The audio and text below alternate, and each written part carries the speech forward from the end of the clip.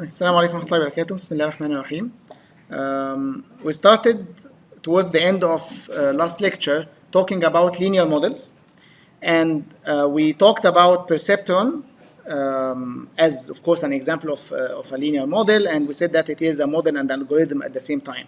So we have the hyperplane decision boundary as a linear model, and we also have within the way that perceptron is working, how the model actually is updated and how the values are computed. And we need to separate these two. So the first step in doing so is to see or view the linear classification problem as an optimization problem. And I think this is exactly where we stopped last time. So the optimization problem means that we have an objective function and we want to either minimize or maximize. Type, where is the objective function, or what is the objective function in our case? The objective function is the total loss. So we know that there is a loss function. The loss function gives us an indication of how good the performance or the prediction of the model on a specific example. And we want to minimize this over the entire training set. So if we look at the function here,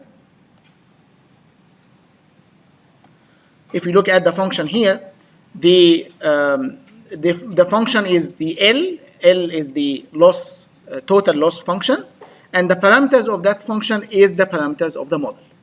So in viewing the problem as an optimization problem means that we want to get values of the parameters that will make this objective function minimum.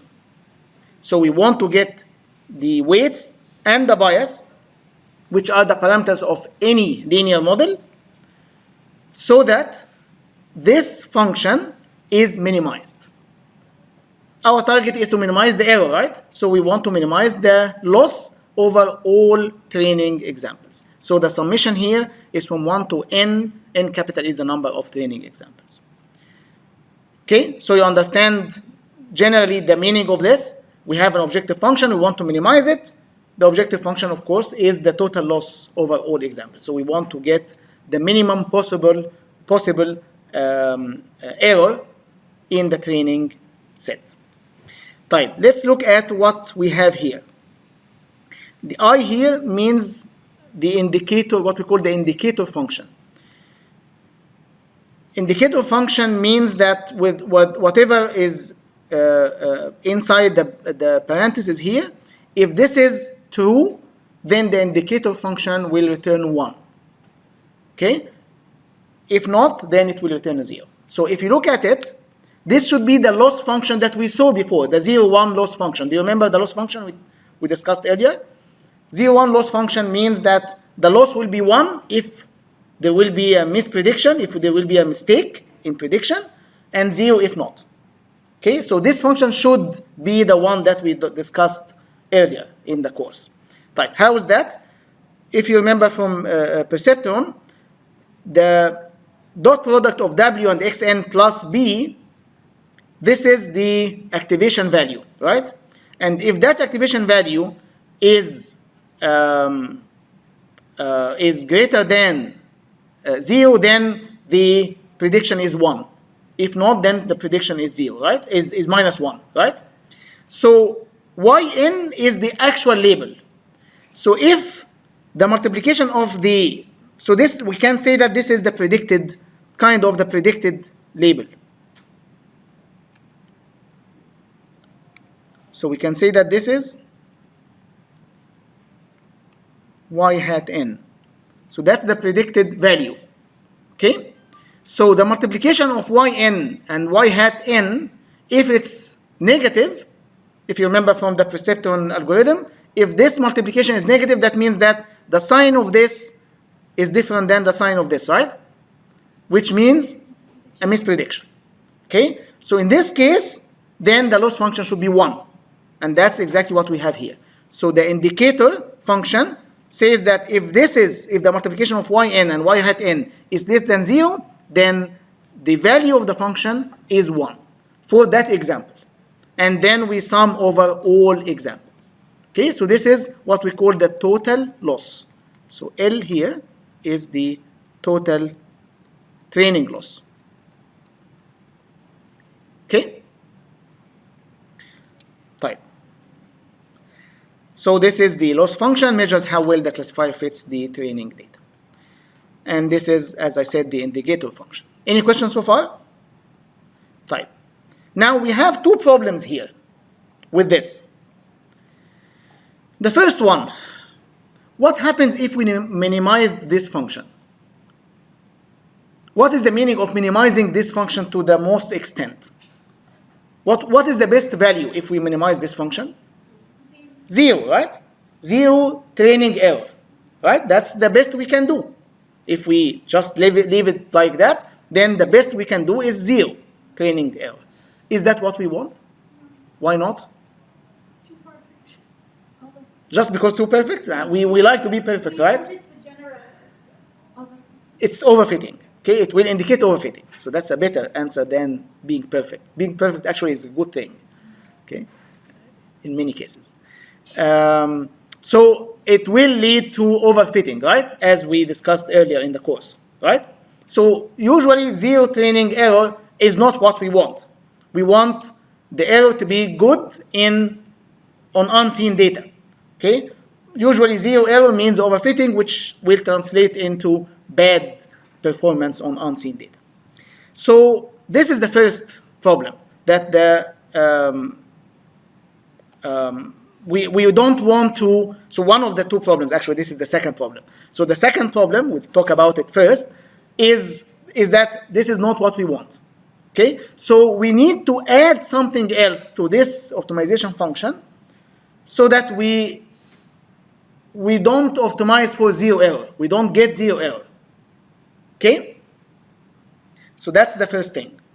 The second problem, which is listed first on the slide, is that the 0,1 loss function is hard to optimize. Remember here that we want to get the minimum value, right? So this is an optimization problem. We are given a function and we want to get the values of the parameters that will make this function minimum. Okay, that's an optimization problem. The 0,1 loss function will make this problem, this optimization, very hard, especially in the case when the data is not linearly separable. Remember, if it's linearly separable, if the data is linearly separable, we can easily get, not easily, but we can get the hyperplane, right? That separates both. So we can get, actually, theoretically, we can get zero error, right? We can find a hyperplane that will separate perfectly the two regions, two classes. But what if the data is not linearly separable? You will not find that hyperplane, right? That will separate both. But you might be okay, or we might be okay if the hyperplane made some few mispredictions, right? So we can allow some errors, right? Yes, it will not separate completely, but in that case, we want to get the minimum possible error. Maybe 1, maybe 2, depending on the data set, maybe 10, okay? So in that case, we would like to get the model that will minimize, that will get the minimum possible error. Maybe the possible error is not zero, but maybe some positive value. We want the model to get the minimum possible error. With the 0,1 loss function, this is not easy. There is no efficient way, there is no fast algorithm to get us that model that will minimize the error in this case. And let me show you why, or the intuition behind that. This is the 0,1 loss function. Let's try to understand what's that figure. On the y-axis, this is the loss value. Okay? On the x-axis, this is what we call the margin, which is this value. This is the value that we saw in the previous slide, right? In the loss function. This is y times y hat. Okay? We call it the margin value. Type. let's try to understand what's going on here. If, so this is what, if, as we said, this is yn, y hat n. What's y hat n? That's the predicted value. Okay, the predicted value, and yn is the actual label. So yn is either 1 or minus 1. Okay, y hat n is the predicted value. It can be any value. Okay, type. If this part or this factor is greater than 0, what should be the loss? If this is positive, that means that they have the same sign. They have the same sign, right? So the prediction is correct or not? Correct. So what should be the ideal loss value in this case? 0. And that's what we actually see here. Okay? So above, if that value is greater than 0, which is this region to the right, the loss value is 0, as you see here. Okay? If y hat n is less than 0, that means that one of them is positive, one of them is negative, which means that there is misprediction, right? So what do we want the loss to be? 1. So that's the value of the loss in that site. Okay? So this is what we call 0-1 loss function. Depending on the margin value, it gives us the loss value. Okay? Usually, as you saw in the previous slide, the loss function is always a function of these two values: the expected, the predicted value, and the actual label. Okay? Any question about this? Type. Now back to our question: why this is hard to optimize? Let's say that the margin value is, if the margin value is very small. Let's say that the margin value is 0.00001. What will be the loss? 0, right? Because it's positive, right? Right? Based on that function, if the margin is positive, even if it's very, very small, the loss is 0. Type. What if we have a very, very small value, but it's negative? Minus 0.00001. What would be the loss? 1. So the loss will jump with very small changes in the predictions. Okay? That will make it very hard to find the good model, because any change in the values of the model will change the margin value, and changes the margin value at some points will make a big jump in the loss. Okay, so that will make it, that's just an intuition, of course, right? That's not a proof, but that's to give you an intuition why the 0-1 loss is really hard to be used for optimization. Okay, because the small changes in the parameters will make small changes in the predictions, will make big changes in the loss function.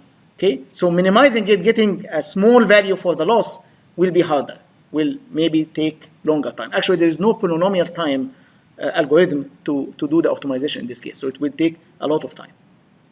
Okay, you got the idea here? Any question about this? Okay, we can also say that the 0-1 loss is non-smooth. Non-smooth means that it has some irregularities. There's a jump here, right, at this point. Okay, so it's not smooth. Do you understand what I mean? You can say it's not continuous, although the other word for it is discrete. We're not talking about discrete functions here, but the curve itself is continuous. Here, it's not the case. Okay, so it's not smooth. We call it not smooth, and we'll talk about that inshallah later also, I hope this lecture. Okay, we'll talk about this non-convex also later in this lecture. Right. Now you understand why we shouldn't use this function. Although this is what we want really. And we want 0-1 loss. We want when we have right prediction, the loss should be 0. And when we have misprediction, the loss will be 1. But the problem is that we will not be able to optimize. We will not be able to find that model if we use this loss function. Is that clear to everyone? Any questions? Because we will build on that. Type.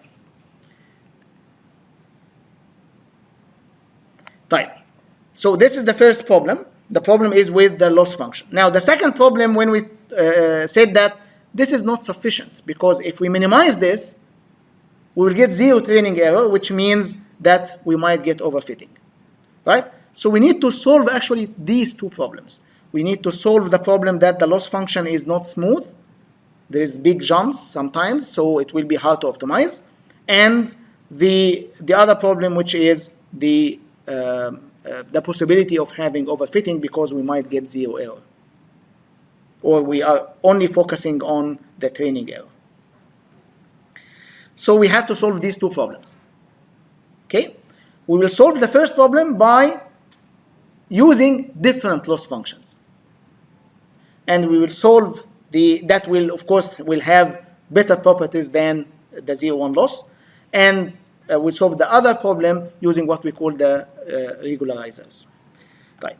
Now, the optimization framework will not be only like that. So we will substitute the 0-1 loss function by a general loss function. As you see, it's just L of that takes just the predicted value and the actual label instead of this specific one. And that we hope that the different loss functions will be easier to optimize. That's the target. So we would choose the other loss functions so that it will be easier to optimize. Why do we care about the optimization? And we are saying it's easier to optimize and to minimize the error, and we get, which means better model, right? Better model. Okay, so it's so that we can get better models. And easier means it will get better models faster, right? So this is the first part. And we will also add another term here. So we will not only minimize that, because if we minimize that, this might be subject to overfitting. So we'll have to add something else that we need to minimize, which we call it a regularizer. Okay? This regularizer will be represented as a function of the model parameters. What are the model parameters here? It's a linear model. So the model parameters are exactly like the parameters of the perceptron, which are the weights and the bias. So it's a function of the weights and the bias. What is this function exactly? We will cover that in the next lecture. Okay? But for now, this is a function of the parameters, and there is another parameter, which is lambda, which will control the importance of that term. So if lambda is 0, then this term is completely cancelled, right? So what we will expect to have in this case, we'll only have the first part. So this means we might be getting overfitting, right? Type. If lambda is very large, and we are minimizing these two terms together, which one will be more important to minimize?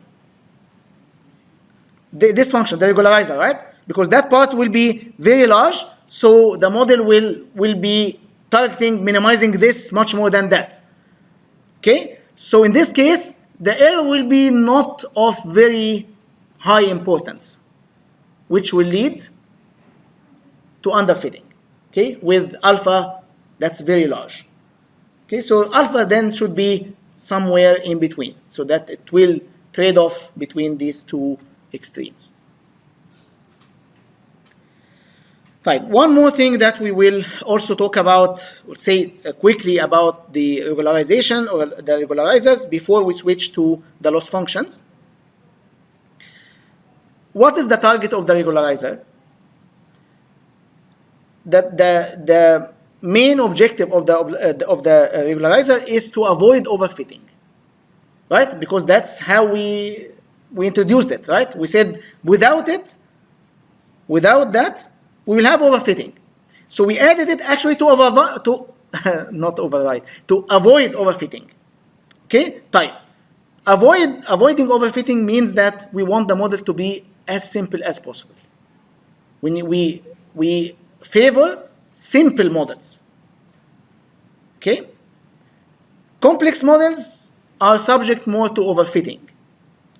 So this term, as we will see inshallah in the next lecture, will try to push the model to be as simple as possible so that we can avoid overfitting. Okay, so keep that in mind, and inshallah we'll talk about it in the next lecture. Now we will focus more on the first problem. We said that we have two problems, right? We have the problem of the loss function.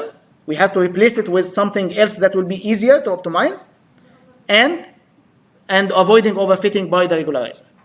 We'll talk about the regularizer next lecture, and in this lecture we focus on the first problem, which is the loss function. Any questions so far? So you understand now how we are going? Right. Now, before we talk about specific loss functions, let's talk about two types of functions. Convex versus non-convex. Have you heard about convex before in any of the courses? Convex functions? Right. Here is the definition of a convex function. This is an example of a convex function. The definition is as follows. If you take any 2 points in that function, of course we are here, this figure is, we are changing the parameter of the function here, and this is the value of the function. If we take any 2 points on the curve of the function, and we link these 2 points with, with a line, like this. Assume that this is a line. Okay? You will find that the curve of the function between these two lines is completely under this line. Take any 2 points. We'll find that the function itself is under that line. Okay? Take these 2 points, this one and this one. You see this line? Okay? The function in between is completely, where's the function in between? This part is completely under this line. Okay? If this is for any pair of points, then this is what we call convex function. Okay? So that's the definition of a convex function. Is that clear? Right. Why do we care about convex functions? Imagine that this is a pot physically, and we put a ball here. What will happen to this? And lift it. What will happen? Okay, and eventually it will stay at the bottom, at the minimum bottom. Okay, so in this case it will stay here, right? Okay, that's an indication of the speed or the how quick the optimization will be if we use the function like that. That's why actually we use a convex function, because it's easier to find a minimum, because it has a global minimum actually. Okay, so this function is much easier to optimize, to find the minimum for, and that will be our target. So we will actually search for a convex function, a convex loss function that we can use instead of the 0,1 loss function. Let me show you the other side. Let me show you some non-convex functions. So this is a non-convex function. Okay? Take any 2 points, here, a line, and you'll find that the function is above, right? So if it happened to any pair of the points, then this is not a convex function. Now, if it happens that for all pairs the function is above the lines, then this is called concave function. Okay, this is called concave function. But not every non-convex function is concave, because we might have something like this. Okay, which is neither concave nor convex. Okay, but still it's non-convex. So we care about convex functions, and we don't want the function to be non-convex. Why? Because it is hard to find the global minimum for such functions.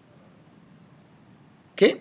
So for example, for this function, if we start to minimize, we might get stuck here, not here. We might find this minimum, but not this minimum. It will be hard to find that minimum. Okay, so we would like the function that we use as a loss function to be convex. Yes? So all curved up function with a global minimum are convex function? Say it again. All curved up functions with Like this? global minimum. No. Curved up. Oh, X squared. you call this curved up? Okay. Okay. Square or whatsoever. Like Something like this. Yes, it's a convex. any curved up function with a global minimum is convex. Something like X If it satisfies the condition that we said, that for every pair. Okay, this is the condition. Let's read it. Okay, a line segment between any 2 points on the graph of the function lies above or on the graph. So X squared is the convex function. X square is a convex function. Yes. Okay. X. How about X? Is it a convex function? It's a special case actually. Okay.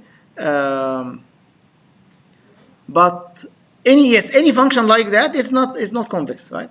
I don't have a specific function in my mind, but yes, if we have a global minimum and it satisfies this, actually this condition guarantees that we have a global minimum. Okay. Any question about that? So you understand now the difference between convex and non-convex? Type. Why are we targeting convex functions? Because it's easy to get the minimum value. Why do we care about that? Why do we care about that? Okay, it's easy to get a minimum value. Why do we care about getting a minimum value? So it doesn't To get the minimum value. No, it's not about overfitting. Okay. Again, which function we want to represent here?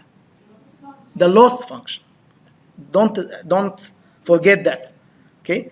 We want to minimize the loss function. That's what we want. We want less error, right? So we want something that we want the error to be represented by a function that we want to optimize. We want to minimize. But we also want the function to be easy to optimize. We don't want function to be hard to optimize, like the 0-1 loss. 0-1 loss is ideal, but it is very hard to optimize, to get the minimum of. If we replaced, and that's the main idea here, if we replaced the 0-1 loss function by another function that is convex, this function that will be easier to optimize. So it will be easier to use. We will find a good model much faster than using the 0-1 loss function. Okay? Is the idea clear?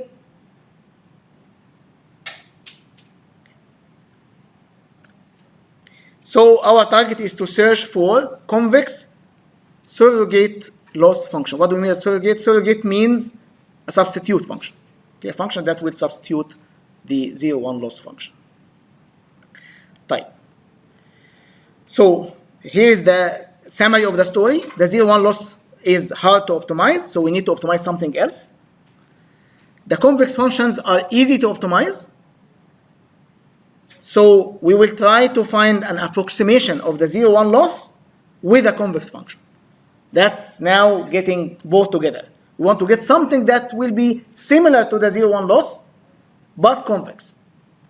That's the best we can do, right? Something very similar to 0-1 loss as an approximation, and at the same time, easy to optimize. That's what we want. So this approximation function will be called the surrogate loss or the substitute loss. Type. We'll talk about this in the next slide. Okay. Type. Now here are examples of surrogate loss functions. Now please, focus with me.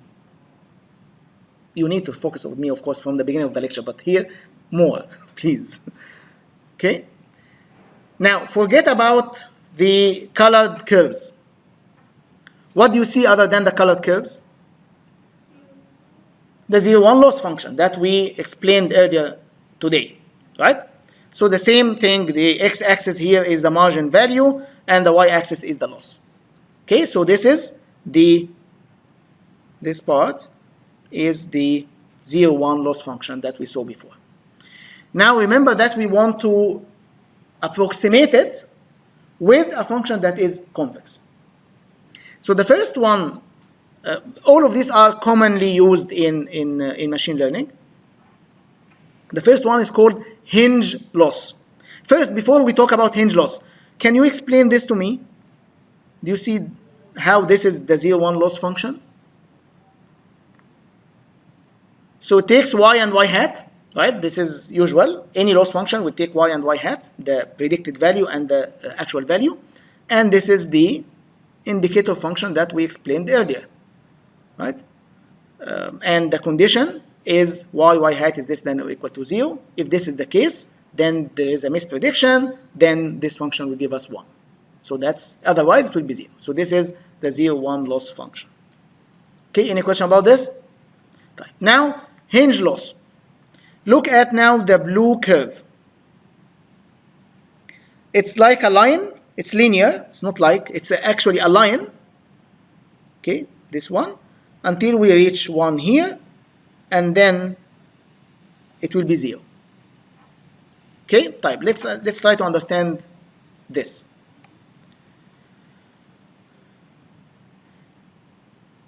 If y hat is greater than 0, if y hat is greater than 1, okay, that means that we have a good prediction or misprediction. It's correct prediction, right? Because still it's positive, so it's correct prediction.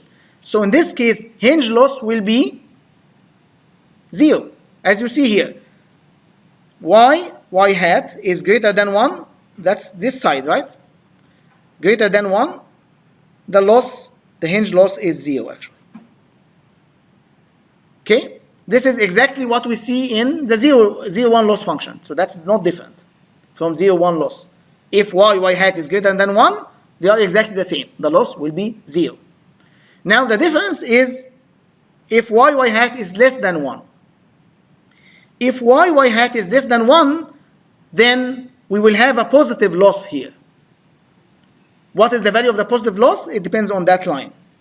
It depends on where we are. So for example, if y hat is minus 1, is that a prediction, a correct prediction or a misprediction? Misprediction, right? So in 0, 1 loss, we would get 1 loss, right? Here we get 2. Okay? Type. If y hat is 0, if y hat is 0, sorry, if y hat is 0, what's going on here? Then the 0, 1 loss is actually 1 because there is an equal here. In this case, it will be also 1. Now, between 1 and infinity, it will be a line like that. So the loss will increase as we move to the left. Type. Moving to the left, what is the meaning of moving to the left? Bigger error. Okay? Bigger error. Why is it bigger error? Because the expected value, usually, not usually, always the actual label is either 1 or minus 1. Okay? The expected value can be any value, the predicted value.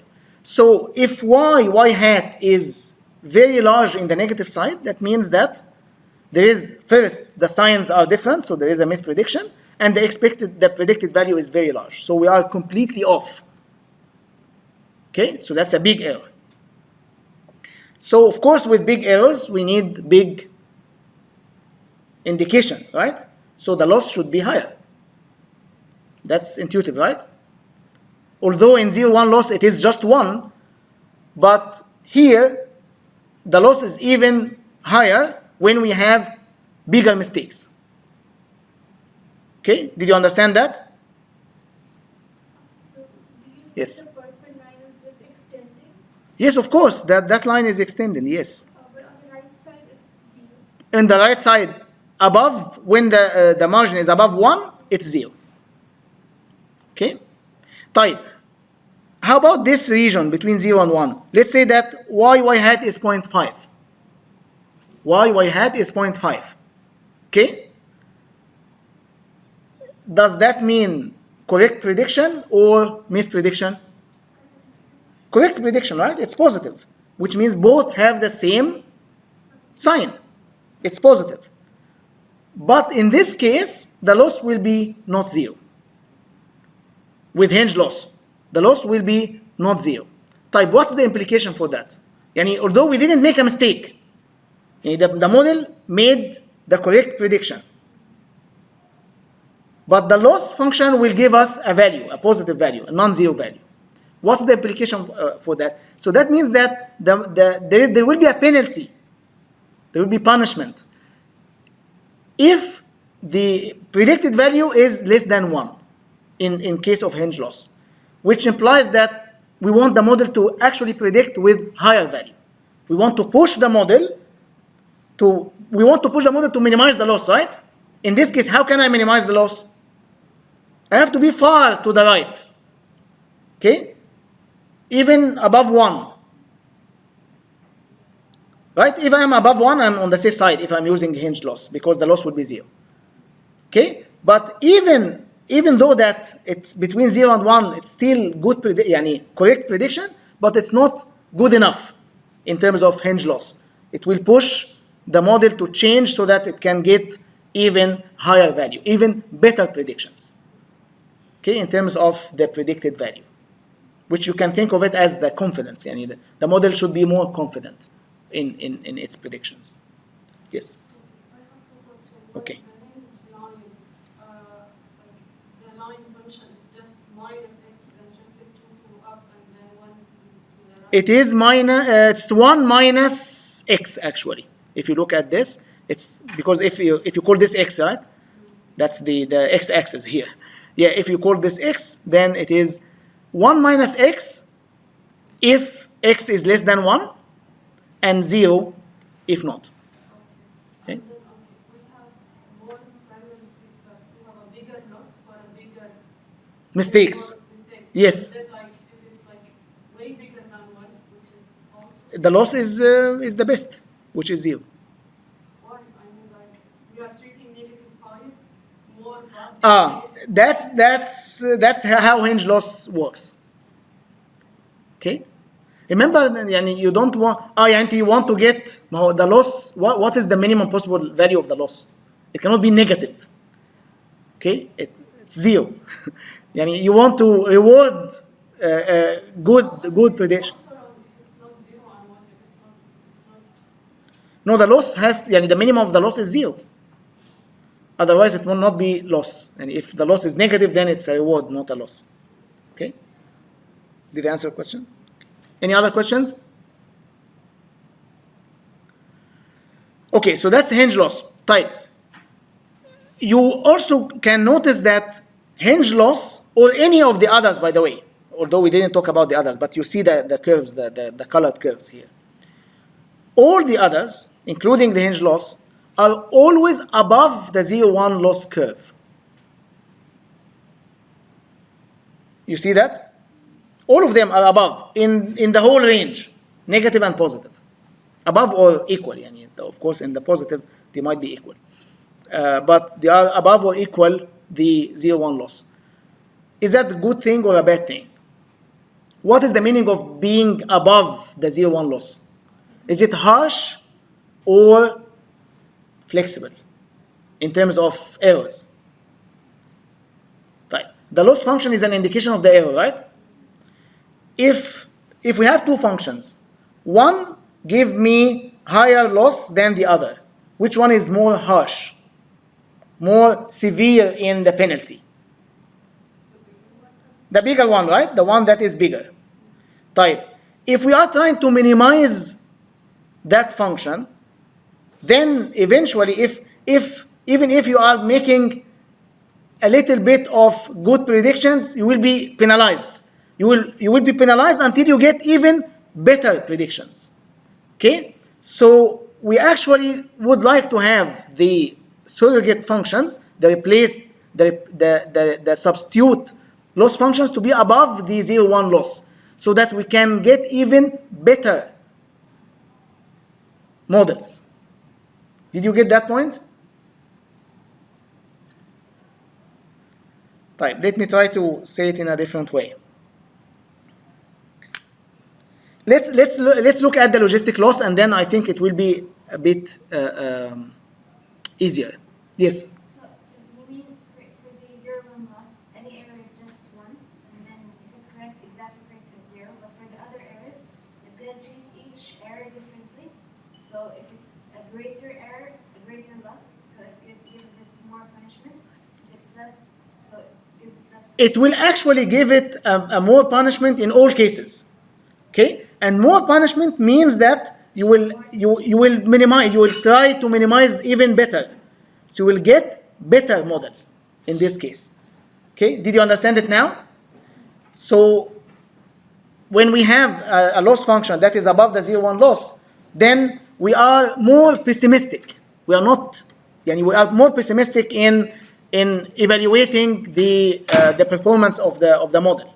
Okay? Because sometimes we are giving loss even with correct predictions. As you saw here with the Hinge loss, this area from 0 to 1, we are getting a loss, although it's a correct prediction. But better prediction is to move further to the right so that you can get 0 loss. Okay, so it will push the model to be even better when we have, and it will be like a worst case. Okay, it will be harsher, it will be the worst case of the 0, 1 loss. Is that clear now? Right. I think it will be clear if we look at the other functions. Let's look at the exponential loss one, the green one. Okay, the green one. What do you notice about the green one? It doesn't get to a 0 until infinity, probably. So it will always tell you that there is a loss. You can do better. There is a better model that you can reach. Okay?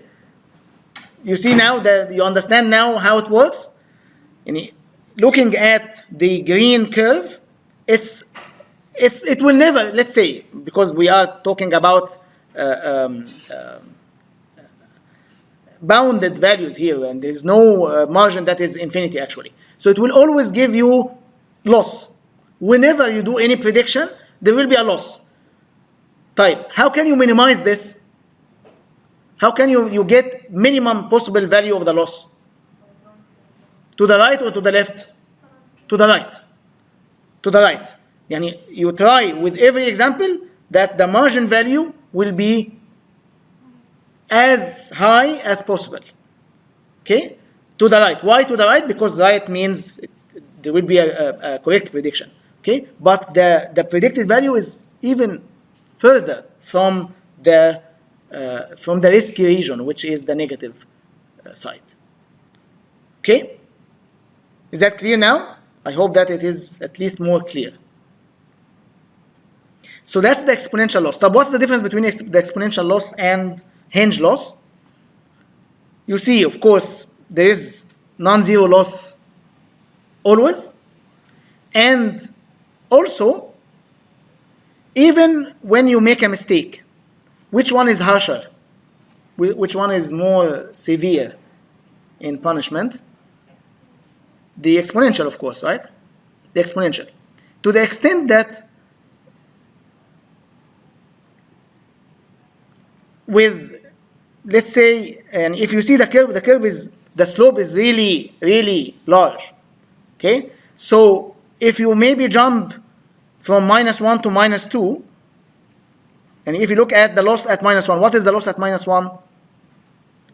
Let's say 2.7, مثلا. Right? What do you expect for the loss at -2 with this rate? Maybe 10. Maybe 10. Okay? Type. What does that mean? As we go to the left, is that bigger mistake or smaller mistake? Bigger mistake, right? Bigger mistake. as going to the left, which because we are far from the actual label. Okay, there is a difference in the sign, and we are far. So as we go to the left, the loss will be even higher. Okay, we'll have bigger jumps. So we are penalizing faster the bigger mistakes. So one mistake at -2 will be considered even more severe than 2 mistakes at -1, right? Because 2 mistakes at -1, what will we get? Maybe 5.4 loss. But 1 will get -10. Will get 10. Loss of 10. Okay?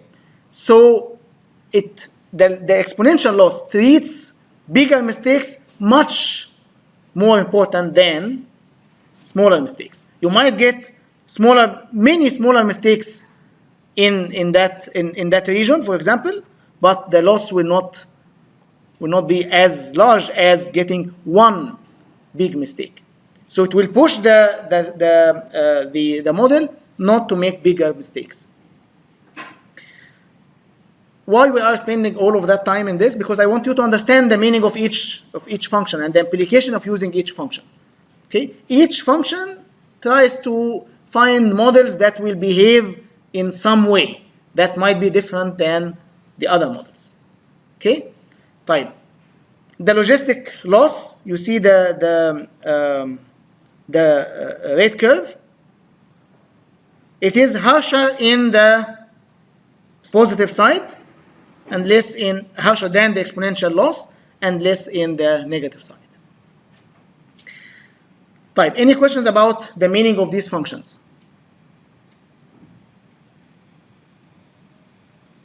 Type. Why are we doing all of that?